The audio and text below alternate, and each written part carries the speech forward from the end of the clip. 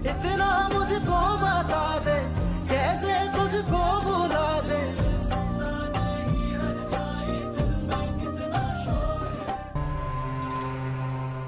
हाँ कुलसूम, मैं बात कर रही हूँ। भाई देखो, मैं ये कहना चाह रही हूँ कि मैंने ना उरूसा को कितनी दफा कहा कि असद से दूर रहे, मगर वो बाज नहीं आ रही। बहुतान अलग लग रहे हैं। तुम उसे रोक क्यों नहीं रही हो? बदनामी से उसका दिल नहीं भरा? क्या नौशीन, रूसा तो इतने दिनों से मेरे साथ अस्पताल में थी। हाँ, हॉस्पिटल में तो दिन रात का साथ है। अब ये मत कहना कि तुम्हें कुछ पता नहीं है। मेरी इन गुनहगार आंखों ने खुद उन दोनों को साथ देखा है। देखो कुलसुम, इतनी लापरवाही ना अच्छी नहीं होती। मैं लापरवाह नहीं हूँ और मुझे पूरा भरोसा है अपनी बेटी पे। वो कोई गलत काम नहीं कर सकती। हाँ, तो इसका क्या मतलब हुआ कि तुम्हारे इल्म में सब कुछ था। जैसा तैसा करके रूसा ने मंगनी तोड़ दी और तुम्हें मिल गया मालदार दामाद। और सारा नजला किस पे गिरा? मुझ पे। नवीद और अस्मा की नजरों में बुरा कौन बना? मैं। और असद, वो घर छोड़ के चला गया। क्या?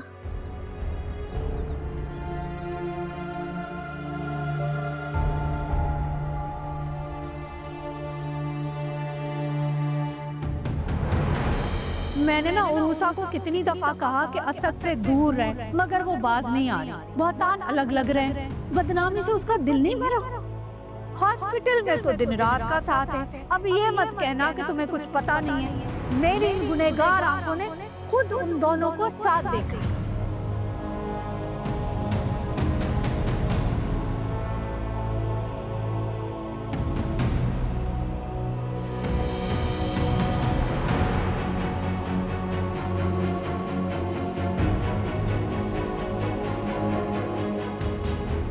इधर देखो मेरी तरफ।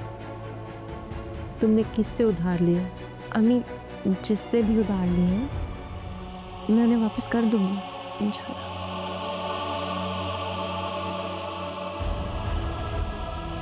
जैसा तैसा करके उरूसा ने मंगनी तोड़ दी और तुम्हें मिल गया मालदार दामाद। और सारा नजला किस पे गिरा? मुझ पे। किसी और लड़के का चक्कर है क्या जो तुम्हें फरहान में बुराइयां नजर आनी शुरू हो गई? फरहान की माँ मिली थी और रूसा के बारे में उल्टी सीधी बातें कर रही थी। कह रही थी किसी अमीर लड़के का आना जाना है तुम्हारे घर में।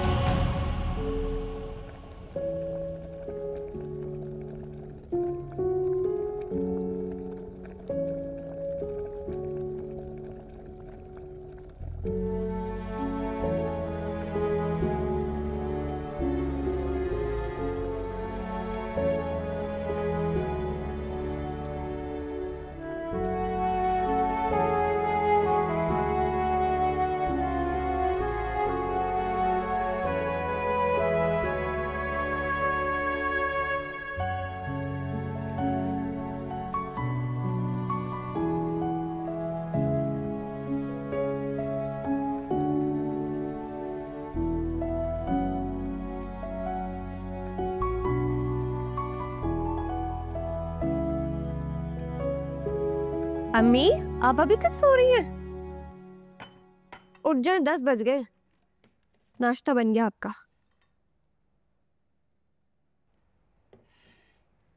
अम्मी, 10 बज गए हैं, दवाई भी लेट हो जाएगी। उठ जाए, चले। अम्मी, अम्मी, अम्मी, आप उठ क्यों नहीं रही हैं? अम्मी, मेरी आवाज आ रही है आपको? आंखें खोलें। अम्मी,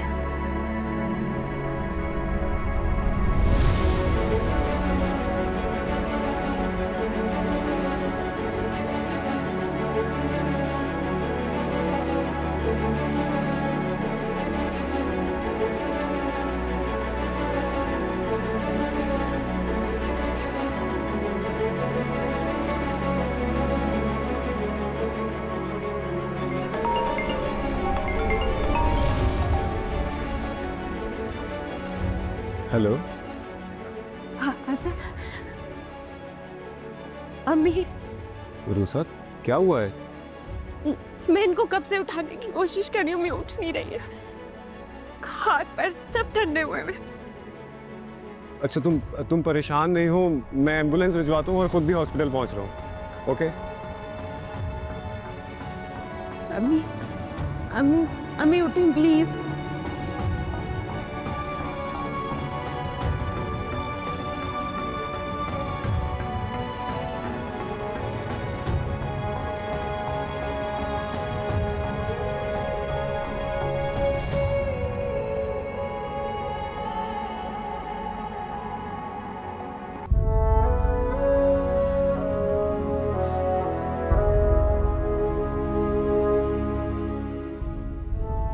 रूसा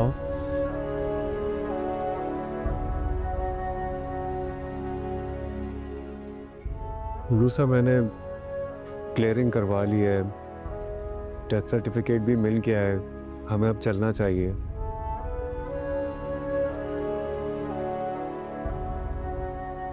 रूसा एम्बुलेंस हमारा वेट कर रही है।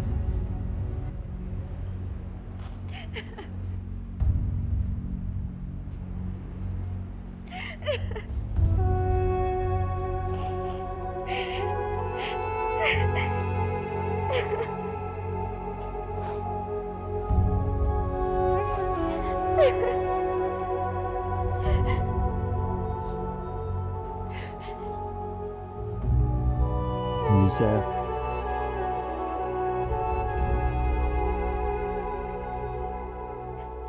मैं समझ सकता हूं कि आपका दुख बहुत बड़ा है, बट रूसा you have to be brave. सब्र करना होगा आपको, हिम्मत करनी होगी।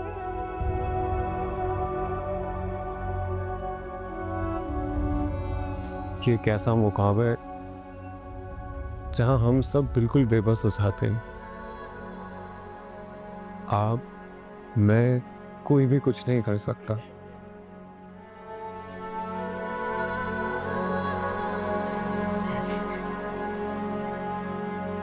अच्छा आप प्लीज रोए तो।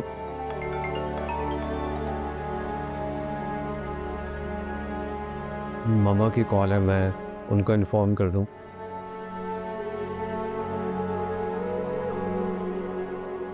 असद बेटा कहाँ हो तुम? मामा मैं बेटा तुम्हें अंदाजा है कि मैंने पूरी रात कितनी अजियत और तकलीफ में गुजारी है। जहाँ भी हो फौरन घर वापस आ जाओ। मामा मैं हॉस्पिटल में हूँ। इतने लड़ाई झगड़े के बाद फिर भी तुम? रूसा की अम्मी का इंतकाल हो गया है मामा। अभी डेड बॉडी को लेकर यहाँ से जा रहे हैं। मामा वो आपसे एक काम था, प्लीज आप नौशीन आंटी को इन्फॉर्म कर दें ताकि वो रूसा की फैमिली पे भी बता दें। इस वक्त रूसा की कंडीशन ऐसी नहीं है कि वो कुछ भी बता सके किसी। She is in shock. अच्छा ठीक है बेटा। खुदा हाफिज मामा।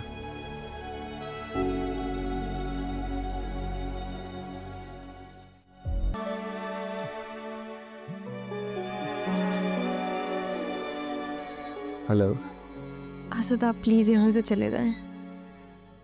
क्यों? सब लोग आपको देखकर एक बार फिर से बातें कर रहे हैं। तो क्या मेरे यहाँ से चले जाने से लोग बातें करना छोड़ देंगे? प्लीज समझे इस बात को। अम्मी की मैयत के गिर्द बैठकर वो मुझे और आपको डिस्कस कर रहे हैं। मैं बर्दाश्त कर लूंगी, लेकिन वो मेरी मरी हुई माँ को अजियत दे रहे हैं और ये मुझसे बर्दाश्त नहीं हो रहा। लोग भी कितने बेहिस और सफाक होते हैं, ना जिंदा लोगों को छोड़ते हैं और ना मरे हुए।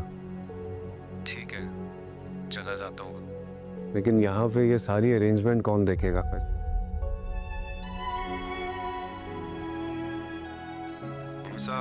अहमद आ गया है। तुम्हें किसी भी चीज़ की ज़रूरत हो तो अहमद को बता देना, वरना मुझसे रब्ता कर सकती हो तुम। ठीक है मैं बाद में बात करता हूँ। ये सारी अरेंजमेंट तुमने अब संभाली होगी, मैं चाह रहा हूँ। कोई टेंशन वाली बात नहीं, अब जो मैं देख लेता हूँ। ठीक है।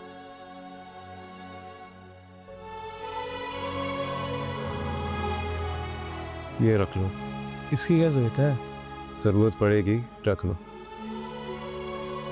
चल ओके।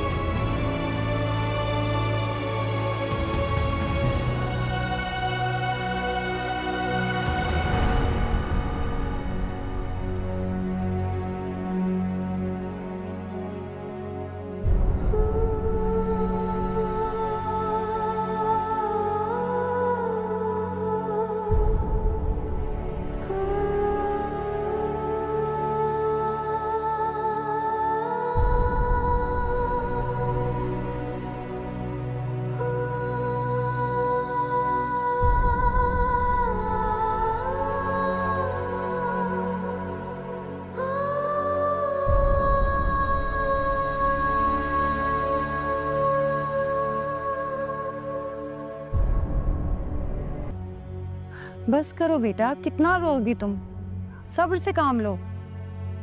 ये दुख तो अब जिंदगी भर का है।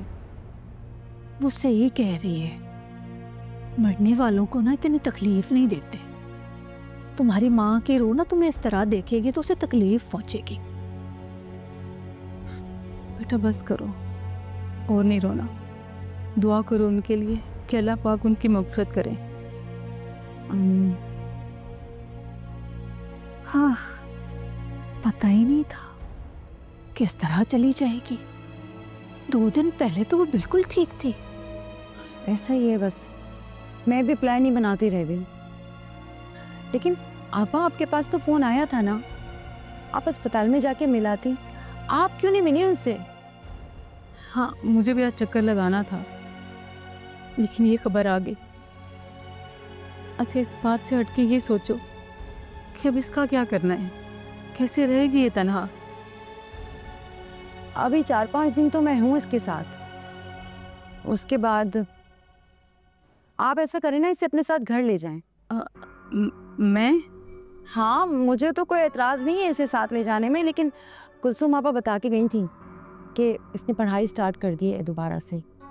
तुम तो जानती हो मेरी बहुओं के 700 मसाइल हैं। इन हालात में मैं पता नहीं वहाँ कैसे रह रही हूँ, इसको कैसे रखूँगी। तो मेरे साथ चलेगा हैं? मेरे लिए तो ये बिल्कुल सजल की तरह है। अम्मी क्या हो गया आपको? अपने घर के हालात नहीं जानती? सिचुएशन पता है ना? अरे हाँ, मैं तो भूल गई, अपने घर तो नहीं लेकर जा सकती मैं। खैरियत? वो असल में वो इसका और असद का जो मामला है ना, वो उसके घर वालों को पता लग गया है। वो झूठ बोल के ना हॉस्पिटल में रहा ना इसके साथ, वो बस उसकी माँ को और भाई को पता लग गया है। बस एक हंगामा खड़ा है घर में। इससे बड़ा तूफान तो नहीं होगा जो रूसा की जिंदगी में आया है। लेकिन वो सब तो इसी को कसूरवार समझ रहे हैं ना। वाह, उल्टा चोर कोतवाल को डांटे। बदनाम हमारी बच्ची हुई है, मंगनी उसकी टूट गई है, मोहल्ले और रिश्तेदारों के तानों की वजह से इसकी माँ मर गई है। हाँ, तो वो रोक लेते ना अपने बेटे को। और रूसा ने तो नहीं बुलाया था उसे, वो पीछे पड़ा हुआ था इसके। अभी देखा है ना, सुबह से यहीं फिर रहा है। आप लोग प्लीज मुझ पर रहम करें और जाएं यहाँ से। रूसा, होश में तो क्या कह रही हो? नहीं हूँ मैं होश में, आप सबकी तरह। अभी चंद घंटे पहले मेरी अम्मी का इंतकाल हुआ है। बेटा हम भी तो तुम्हारे दुख में बराबर के शरीक है ना, तुम्हारी फिक्र है हमें। आप लोग मुझे मजीद जख्म दे रहे हैं। मेरे किरदार की धज्जियां उड़ाने का आप लोगों को और वक्त मिल जाएगा। इस वक्त मैं सिर्फ अपनी अम्मी को याद करना चाहती हूँ। हम तो तुम्हारा दिफा कर रहे हैं रुस्सा बेटा, वो तुम पे इल्ज़ाम लगा रहे हैं। अच्छा छोड़ो इस बात को, तुमने सुबह से कुछ नहीं खाया, कुछ खा लो मेरी जान। मुझे नहीं खाना प्लीज।